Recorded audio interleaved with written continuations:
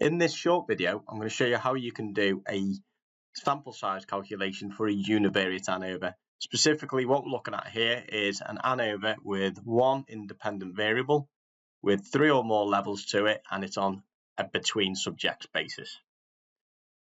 So to do this, we're going to use the PWR package, and if you haven't already installed that, you'll need to install it, and then we need to pull out the library.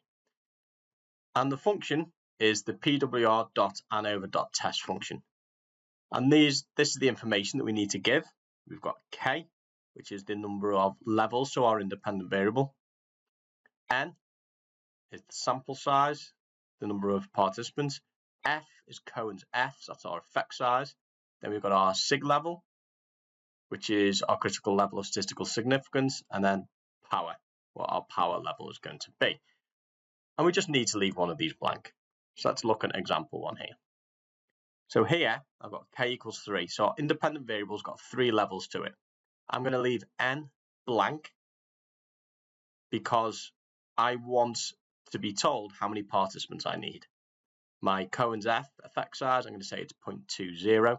Yours depends on what you're powering to detect. You may have an effect size of interest. There may be a effect size that you think matters, or so on. That's up to you. That's up to your research. Significance level, so what's your alpha level? Usually it's going to be 0.05, and your power. So this is done to 90% power. You'll probably be doing these to either 90 or 80% power. And that's basically it. So we just fill in the information that we need, and we're just leaving our n blank, and we can run this. And it gives us this, a balanced one-way analysis of variance power calculation.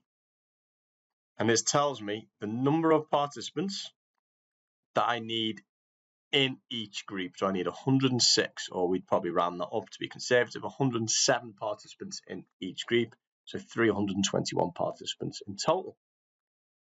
If I was to do this to less power, to 80% power, for example, you'll see I would need less participants. I need 81 participants.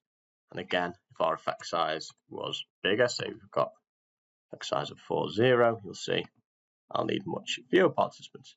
So that's it. That's how we can do our sample size calculation for a univariate ANOVA.